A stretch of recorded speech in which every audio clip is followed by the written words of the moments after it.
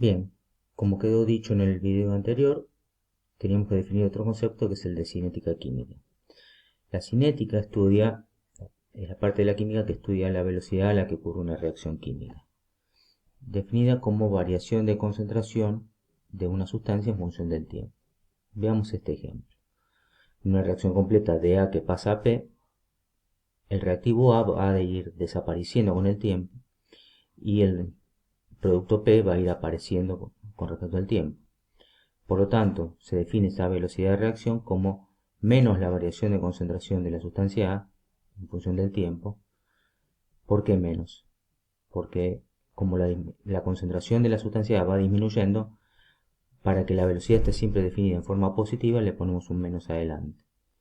Fíjense que también es igual a la variación de la concentración del producto en función del tiempo, pero esta concentración, esa variación de concentración, es positiva porque el producto va apareciendo.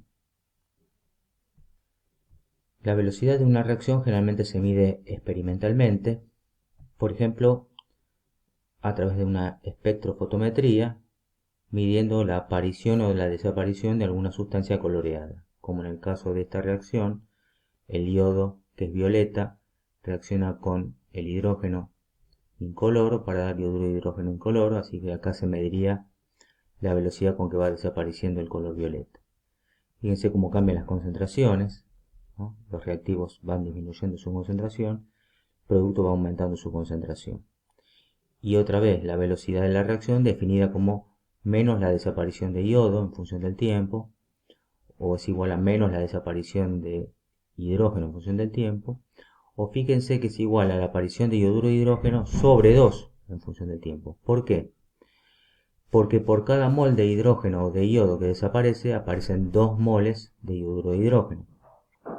Esto significa que para unificar el criterio de la medición de la velocidad y de la definición, la variación de concentración de cada sustancia va a dividir su coeficiente estequiométrico. En este caso, como hay 2 de yoduro de hidrógeno, esa velocidad se define como un medio de la aparición de yoduro de hidrógeno en función del tiempo. En líneas generales, para reacciones de este tipo, donde A, B, C y D son en minúscula los coeficientes estequiométricos de la reacción, se define velocidad de la reacción como la variación de concentración de reactivos en forma negativa, ¿no? Con el signo menos adelante, sobre sus coeficientes estequiométricos, o en forma positiva, la variación de concentración de productos dividido sus coeficientes estequiométricos. Como tenemos esta reacción, fíjense cómo los coeficientes estequiométricos aparecen dividiendo debajo de cada variación de concentraciones. ¿Qué modelo podemos utilizar para estudiar la velocidad a la que ocurre una reacción química? Uno de los modelos más sencillos que existe, sobre todo para trabajar con reacciones químicas en fase gaseosa, es la teoría de colisiones. En esto se consideran que las partículas de reactivo son gases como moléculas o partículas dispersas con continuo movimiento, y ese movimiento, esa energía cinética que poseen, depende de la temperatura. Los factores que modifican directamente en esta teoría de colisiones, la velocidad, es la concentración de reactivos y la temperatura. ¿Por qué? Porque para que se produzca una reacción química, las moléculas deben chocar entre sí. Las moléculas de reactivos deben chocar para poder formar producto. Pero no todos estos choques son eficaces. Como vamos a ver, que un choque sea eficaz, o sea, que un choque produzca reacción química, necesita que las moléculas tengan la energía suficiente para romper enlaces y formar enlaces nuevos, pero también que esas moléculas tengan la orientación correcta para poder formar el producto buscado.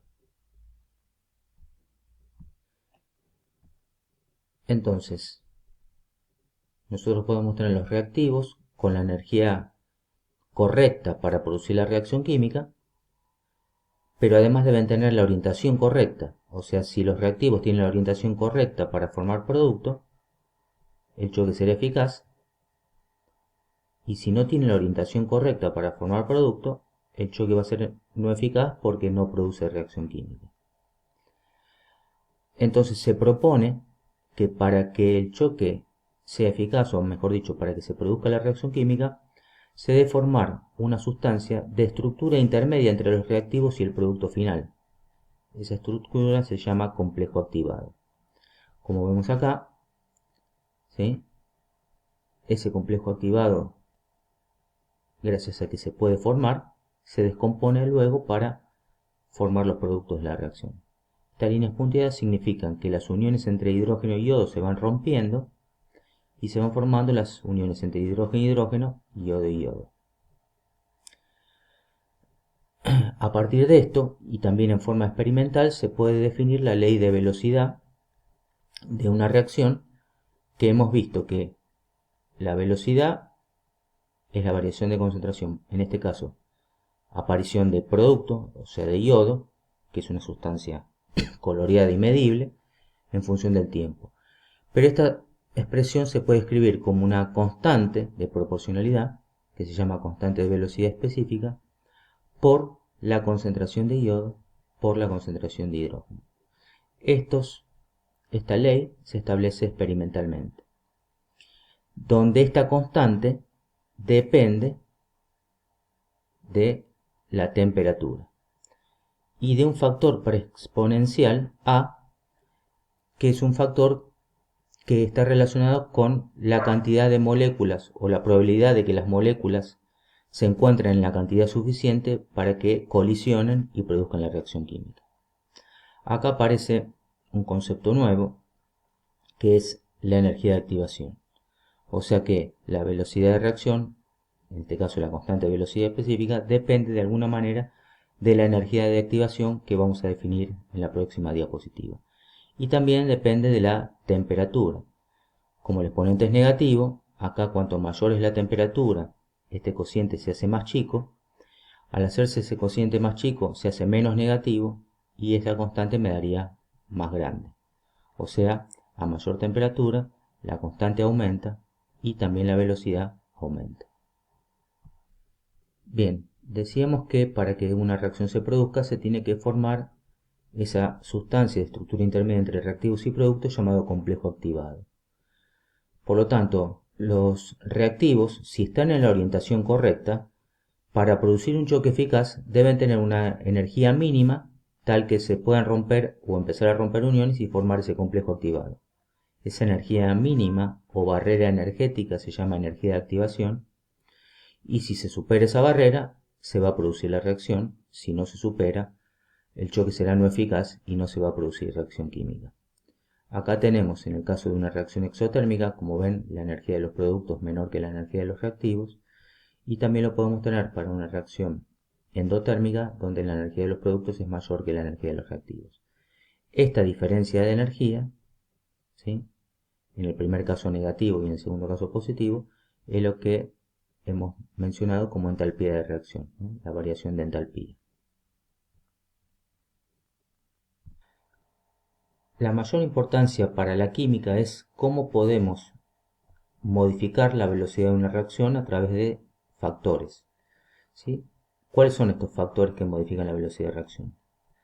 Primero es la naturaleza de las sustancias o naturaleza de los reactivos. ¿Qué quiere decir esto? Ante una misma reacción química, la oxidación de un metal, podemos lograr que esa oxidación sea más rápida o más lenta, o sea, elegir el material adecuado para que las oxidaciones ocurran rápidamente o lentamente.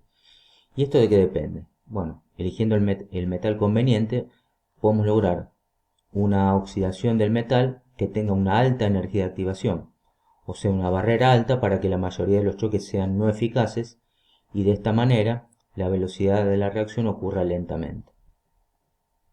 ¿Qué pasa con el estado físico? Cuando los reactivos se encuentran en solución acuosa, o mejor dicho en solución, o en estado gaseoso, sus partículas son muy pequeñas, entonces tenemos una gran cantidad de partículas que pueden chocar y producir colisiones eficaces o no, pero la mayoría de los choques que se van a producir pueden producir esa reacción química.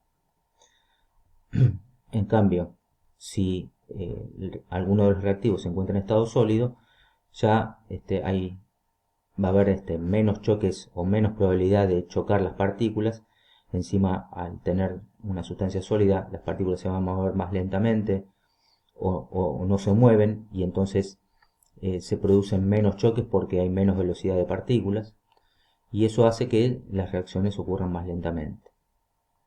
Directamente relacionado con esto último, aparece entonces el grado de división de los reactivos. En el caso de tener un reactivo sólido, si nosotros logramos pulverizarlo de alguna manera, o sea, aumentar el grado de división, de manera que aumente la cantidad de choques y por lo tanto la cantidad de choques eficaces, vamos a lograr que aumente esa velocidad de reacción.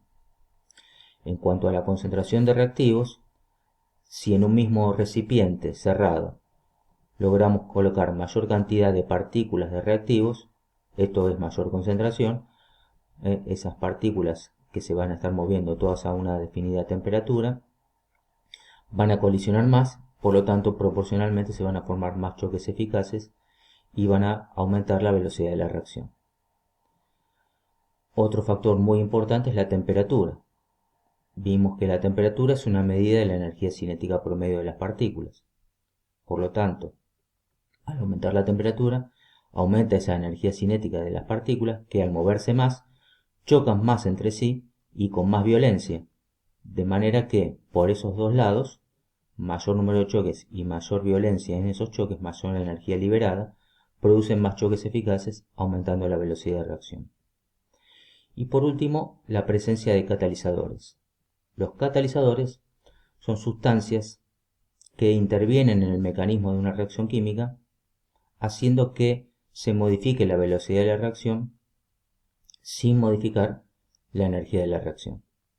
O sea, una reacción que es endotérmica y que libera determinada cantidad de energía, que absorbe una determinada cantidad de energía, no va a cambiar la energía que absorbe por la presencia de un catalizador. Simplemente va a hacerse más rápido o más lento. Finalmente, tenemos acá en este diagrama de energía cómo se modifica el diagrama con la presencia de un catalizador, en este caso positivo o catalizador propiamente dicho. O sea, ese catalizador lo que hace es intervenir en el mecanismo de la reacción, haciendo que el complejo activado que se forme tenga menor energía. O sea, se requiera menor energía de activación. Por lo tanto, la mayoría de los choques que se produzcan van a ser eficaces, porque la mayoría van a superar esa barrera energética y van a producir reacción química. Al final, ese catalizador que se utilizó se vuelve a obtener en el paso final de la reacción. Si el catalizador fuera negativo, también llamado inhibidor, lo que hace es lo opuesto, aumenta la energía de activación.